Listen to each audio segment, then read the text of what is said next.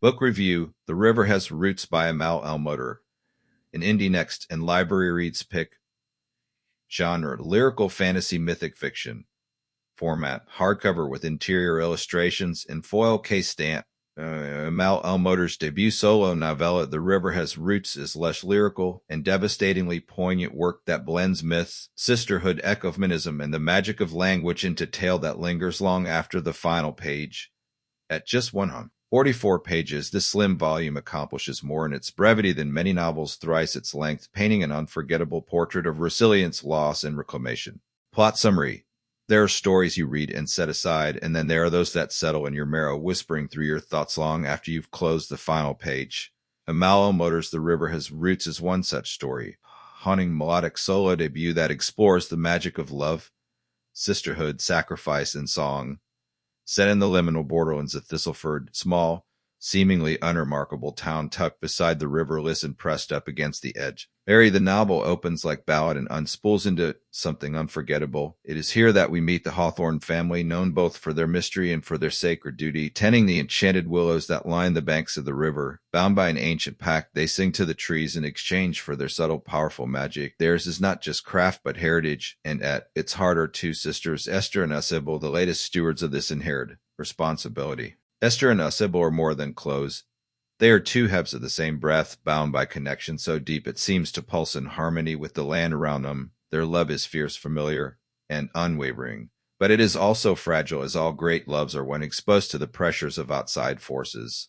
And in Thistleford, where magic seeps into the soil and old rules carry deadly consequences, one misstep can shift everything. That misstep arrives in the rejected suitor, man from the town who believes himself entitled to Esther's affections. When she refuses him and instead offers her heart to being from the realm of Faerie, her choice ignites tensions that ripple outward. Through family, through community, and even into the world beyond. Faerie, after all, does not forgive lightly, nor does it operate by human logic. El-Mohtar writes this tale with the same lyrical, almost incantory quality that made This Is How You Lose the Time War an instant classic. Her language is musical, her sentences spun like threads of silk and smoke. Reading The River Has Roots feels like being under spell. An experience less like turning pages and more like walking into an old song you didn't know you remembered. The central refrain, "Row, what is stronger than a death?" Two sisters singing with one breath, echoes throughout the book, not just in tone but in structure. The novel moves like song, with rising and falling action that mimics verses and choruses. And just like the willows that lean toward the river in reverent hush, we are drawn into the sister story. One shaped by magic, love, betrayal, and the limits of even the most unbreakable bonds.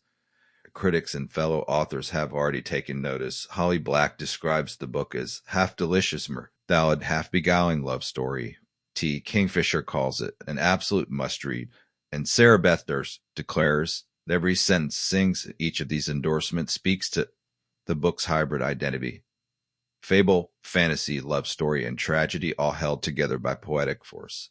But beneath the shimmer and lyricism lies a story of power and agency. Esther's refusal of an unwanted suitor is not simply plot point. It's declaration. In town where tradition is heavy and the expectations on women are tighter than roots in dry soil, her choice ripples with defiance.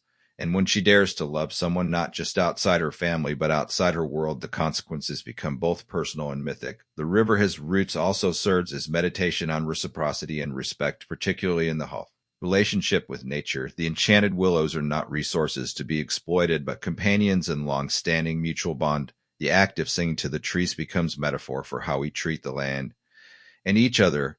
It's a reminder that magic, like love, only thrives when nurtured with intention and care. The novel doesn't flinch from sorrow or sacrifice. There's death, as the opening line promises, but more poignantly, there's what remains in its wake. Second half of the novel follows Ysabel as she tries to make sense of what has been broken and what can be salvaged. Her grief is raw and reverent. Her voice is the second melody in the book's larger song. This is also a novel that understands the complexity of love. Not just romantic, but familial and communal. The bond between Esther and Ysabel is not idealized. It's tested, stretched, and remade. Their love is the kind that requires choice over and over, even when it hurts. And in this, El-Mohtar gives us portrait of sisterhood that is both mythic and intimate. The physical edition of the book is work of art in itself. Beautiful interior illustrations, illuminated manuscripts, while the foil case stamp gleams like starlight on the surface of water. Holding this book feels like holding grimoire, ancient secret precious. Ultimately, The River Has Roots is more than a story. It is a song of resistance, remembrance, and return. It's about what it means to be part of place, to inherit story, to carry forward truth others once silenced. It is about how the past roots itself in us and how we might, with courage and voice, grow something new. If you are drawn to tales of Faerie, if you long for the kind of prose that reads like poetry, if you believe that love can be both anchor and wings, then this is your book. Come to Thistleford, follow the river, listen for the singing. You won't forget it. Themes and symbolism. The River Has Roots is thematically rich. It draws on folklore, especially the traditional murder ballad, the Trois Sisters, to craft story that is at once familiar and subversive. Sisterhood and shared voice. The emotional core of the novella is the bond between Esther and Ysabel. Their mourning songs, sung in unison, form the magic that keeps Thistleford and the river in balance. This motif of shared voice becomes literal when Esther, transformed harp, sings only when Ysabel plays her. Their union is both magical and emotional, emphasizing the power of women's solidarity in the face of violence. Language and magic. El-Mohtar reimagines magic as language itself. Grammar, syntax, and song carry transformative power. This literalization of linguistic magic is one of the book's most original ideas. The willows drink. Grammar from the river, spells are sung, not spoken in. Justice is wrought not by weapons, but by the rearrangement of words. Language becomes both weapon and salve. Patriarchal violence and resistance. Pollard is more than just villain, the representation of patriarchal entitlement. His need to possess Esther and his fury at her refusal speaks volumes about systemic gender violence. His actions are disturbingly mundane, echoing real-world injustices, and it is through magic, sisterhood, and song that the sisters resist and overturn his legacy. Ecumenism and reciprocity. The relationship between the Hawthorn sisters and the river is deeply reciprocal. They tend the willows, sing to them, and honor the river's boundaries. Pollard, by contrast, sees the land as property. This clash underscores the novella's ecumenist themes. Magic and harmony flourish through care and stewardship, while exploitation brings ruin. Narrative style and prose. El-Mohtar's prose is as enchanting as the story it tells. She writes with the rhythm and lyricism of poet, yet never at the expense of clarity.